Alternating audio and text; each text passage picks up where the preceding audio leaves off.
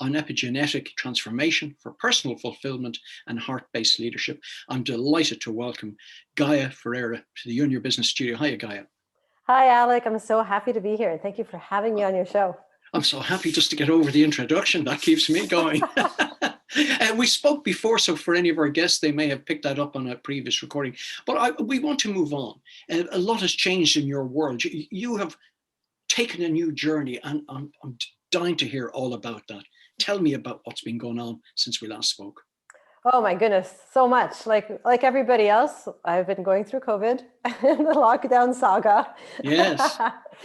And really, COVID has been such a gift because, you know, we hear all these things and we know all these things about life, and then we don't apply them until we're pushed up against the corner and there's no other way but to just pay attention, right? And with COVID and lockdowns, I think the biggest lesson that has come out of this is that there is no certainty outside of ourselves. Right? We used to put our faith in, you know, our jobs, our salaries, our government, our freedom, right? Yeah. And boom, just like that, it was all taken away from us. And then we were like, what the heck? What are we supposed to do now, right? Yeah. And the key, well, the past year and a half, it's all been about finding that certainty inside and letting go of the external circumstances to provide us safety and comfort. So I've been on this journey just like everybody else. Sure. And for me, it's taken a whole business transformation because, as you know, I've completely transformed how and what I do with my clients and how really I see the world and move through my days. So. Yes, and I mean, tell me more about this. You see the world differently. How did that come about? And tell me, what is it sort of showing you in your own life? Well, you know how we go through our day and we have these little voices that speak inside of us, right? Like it sounds a little bit cuckoo, we have those all right. Yes. Like, so depending on the guru you listen to, it could be the reptile mind, or it could be like the gremlin, right? I like to call it a gremlin because it's gender neutral. But it's always talking to us like that unwanted roommate in our space that is not paying rent. It's just loading off and leeching, right? Yes. And that most of us are listening to that voice as like the word of God for us, right? We listen to this voice and it's telling us these stories and it's telling us to do this or do that. And it's always talking to us in safety for our physical self. So it's always trying to make sure we are seen as important, seen as significant, giving us the whatever we think we need to have in order to control the situation for our certainty. And the reality is that voice is a programmed voice. So that voice for each one of us will be slightly different.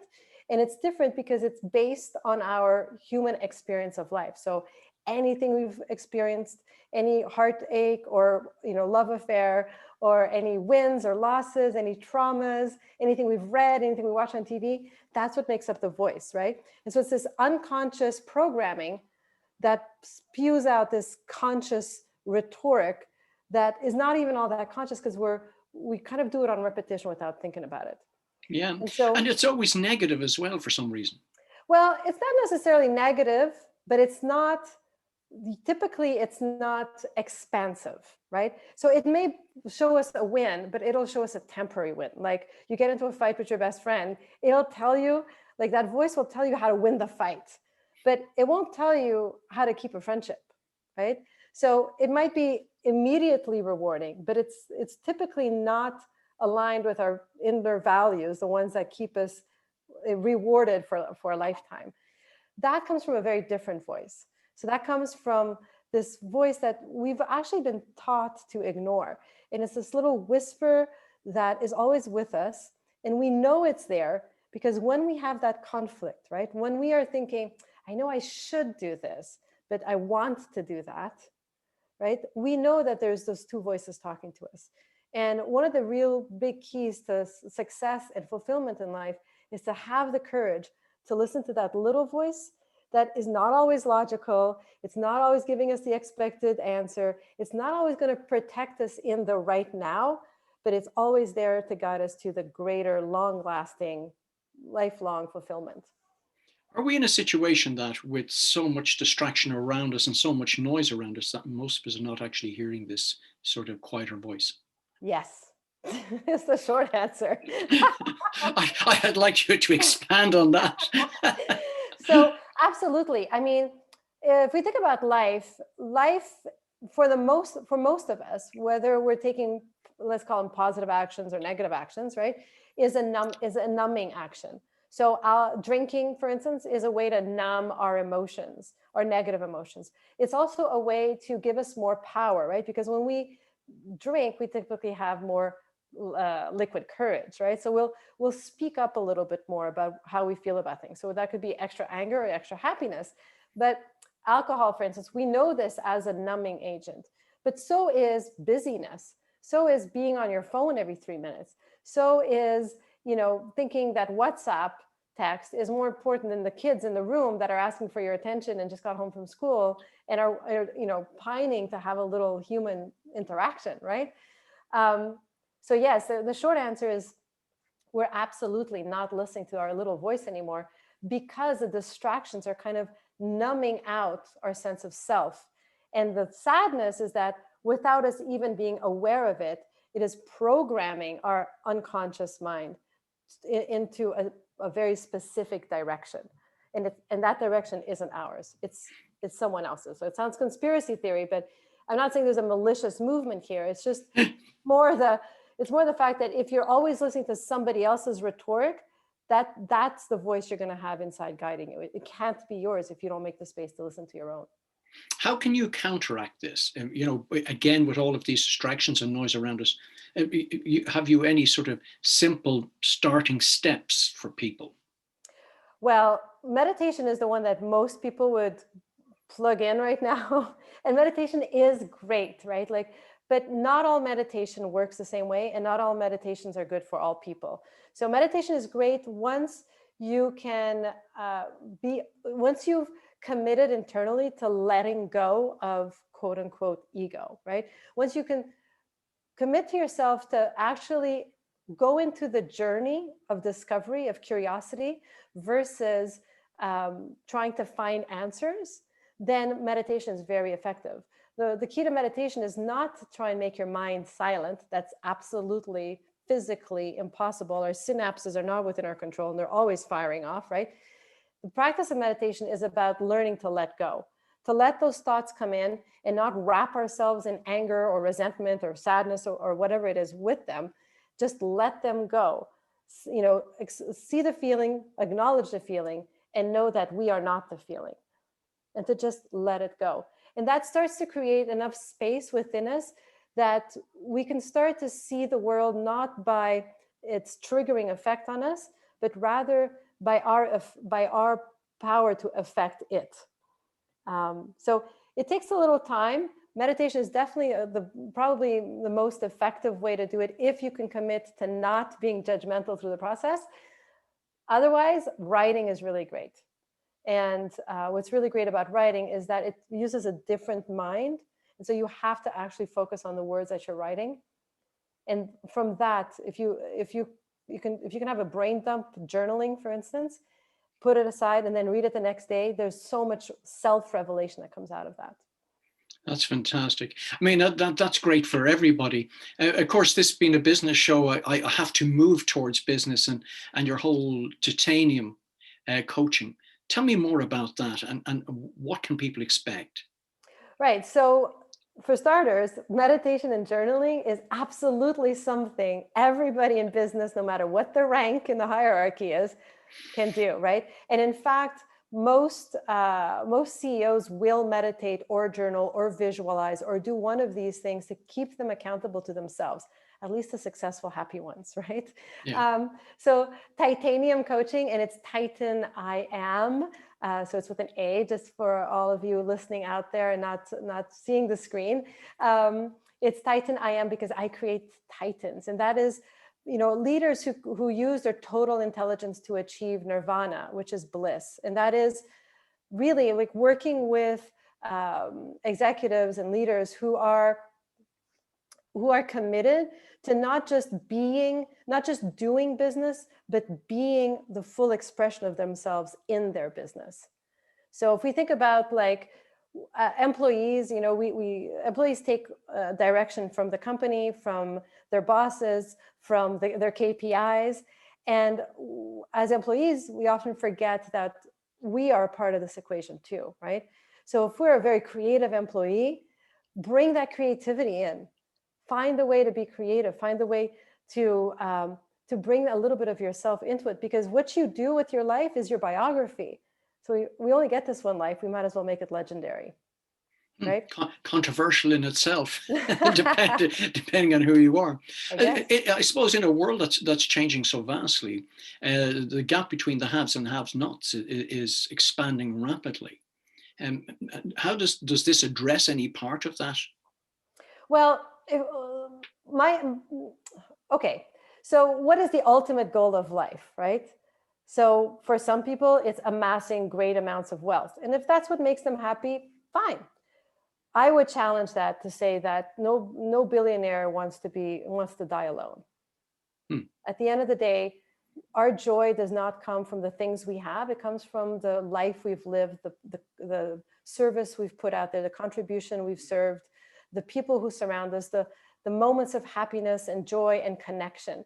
That's where real fulfillment in life comes from. It's from this sense of joyful existence and steeped in gratitude for the moment that we have here and now, right? So there is a great disparity happening between the haves and the have-nots, and that is definitely not. It's happening because so many people are behaving out of ego and self-protection of the self versus protection of the collective, right? It's putting self before the group.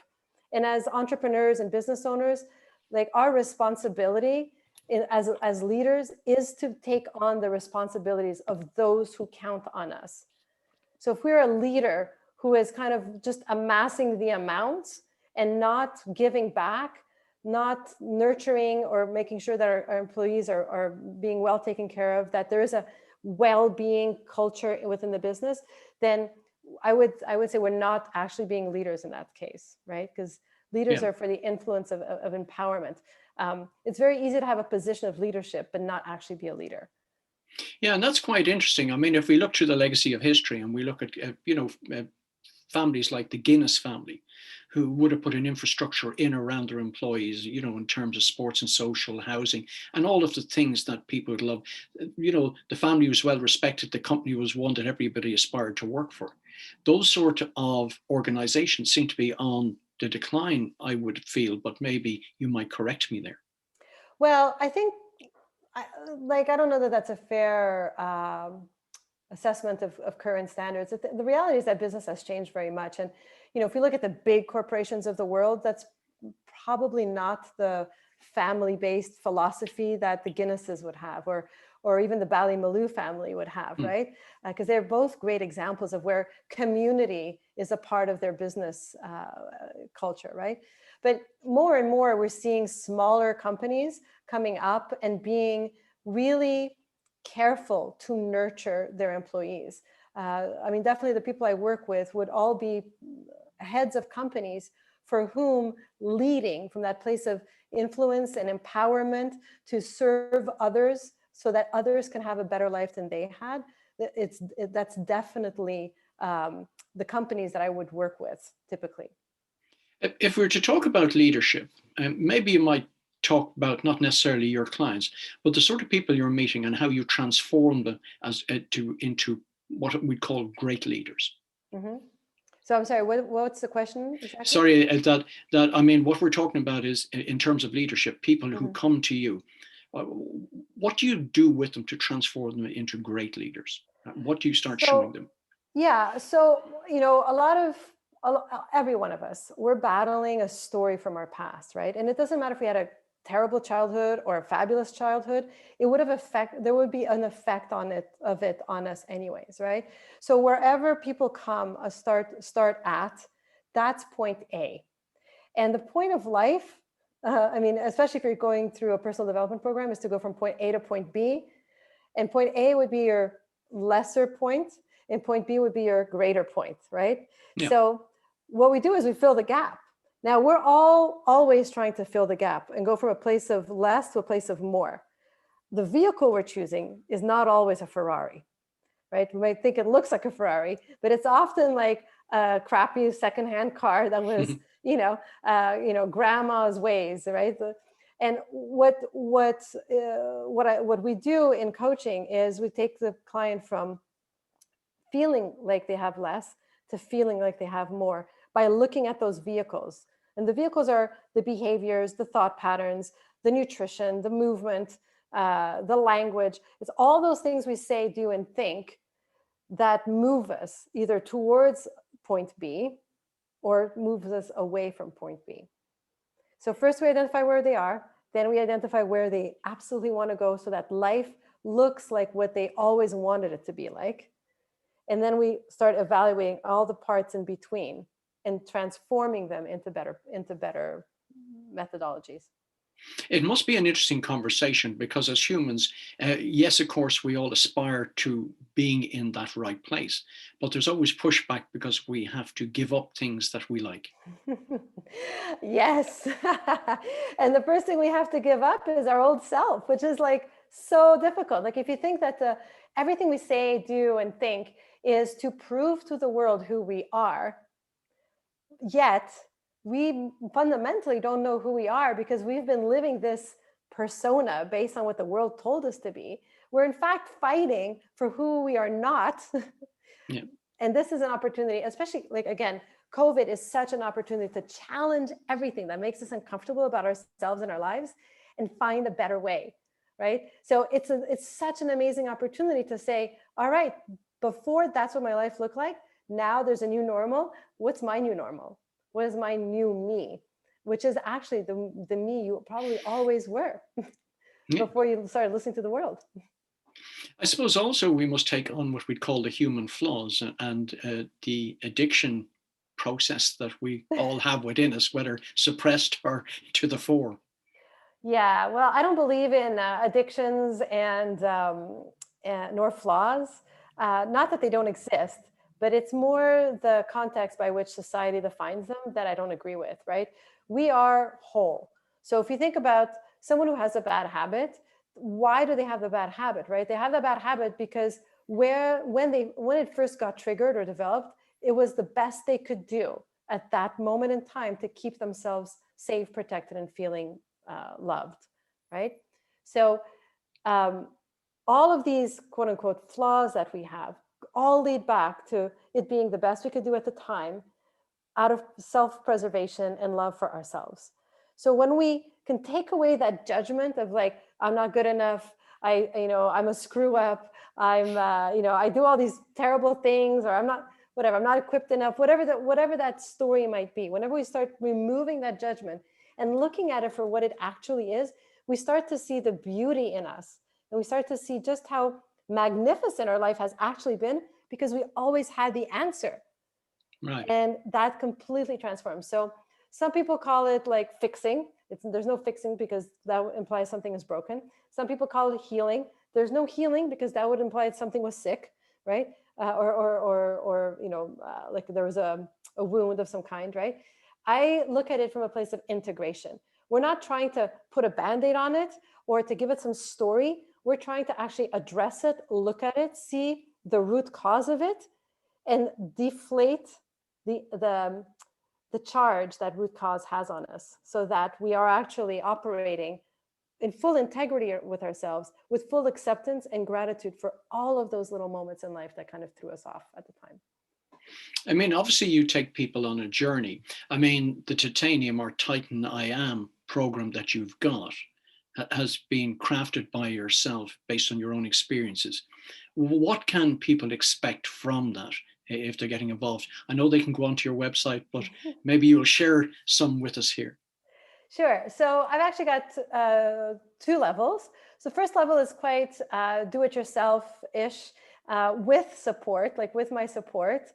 But there is a lot of like material that you would have access to go through what I call the total intelligence method, right? So the total intelligence method is 6 parts of you that make up all of you. So the first thing that we do is we try to really figure out what are those unconscious patterns that are popping up for you that are holding you back, and rewrite them so that you can recognize when you're being in integrity with yourself and when you're showing up out of integrity with yourself. Once you figure that out, we look at the 6 intelligences, which are mind, heart, spirit, body, behavior, and language. So think of it as the way you think, the way your logical thinking processes work. Are they serving you or are they holding you back, right? The way your emotions work. Are you acting out of pain or are you acting out of love? The way your intuition works. Are you behaving out of trust that you're going to thrive, or are you behaving out of controlling to survive, right? The behavior. So what are the patterns? Like everything you have right now can be traced back to the routines you've kept. So where are the routines that need to be switched up? And how do you recognize this routine you're doing isn't working for you and it's time to change it up, right? So the adaptability of you. And then lastly is the language, which is the expression of you. And it's not just how you communicate to others, but how you listen to others as well. So with these 6, plus the uncovering of the unconscious patterns, you become what I call a Titan. Right. And it's the methodology to really live in joy. So one level is to do that on your own with support from me. And then the other level is to do that fully engaged with me. So there's a lot more support, and we do a lot more specific assessments of you right down at the DNA level, which is where the epigenetic transformation comes in. Right. And tell me a bit more about that. What can people expect as an outcome from being involved in the program? So what you can expect is that you will have found yourself. So that sounds very woo-woo, but if anybody has a better way of saying that, I'm like open to suggestions. But so it sounds very woo-woo, but what I actually say is like it takes you from a place of existential existence. So existential meaning that place where you're always asking yourself those questions. That gremlin in your head is always active, going, "What about this? And what if we do that? And what if they do that? If we do this?" And all those questions that create conflict within us, right? You're in existential living when there's internal conflict, when there's what others call a midlife crisis, when you're experiencing anxiety or overwhelm, when you're not sleeping at night because your mind is racing, right? So that's existential. So I take my clients from existential to exponential. And exponential is where there are no more barriers anymore. You are joyous, not because somebody said a good joke 3 minutes ago, but because you feel it internally and it's a part of who you are. You're living in gratitude and thankfulness with full awareness of yourself and how the world around you is your own creation.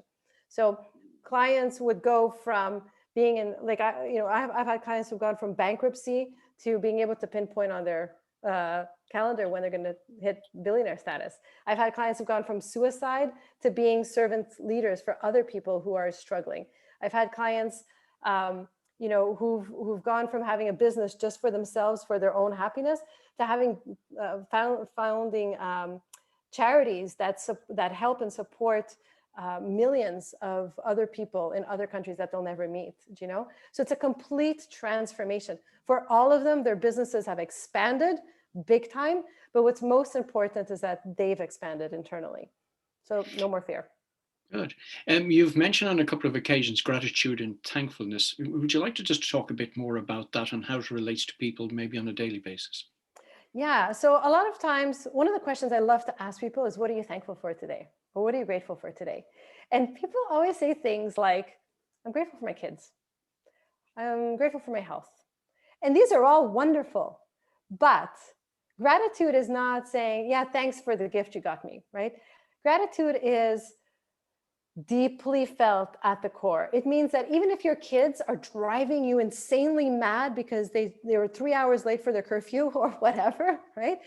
You're looking at them still with so much love, not anger and disappointment, right? That's gratitude. Gratitude is a state of It's a permanent state of appreciation for all that you have, the good, the bad, the ugly, right? It's not just as simple as just saying thank you.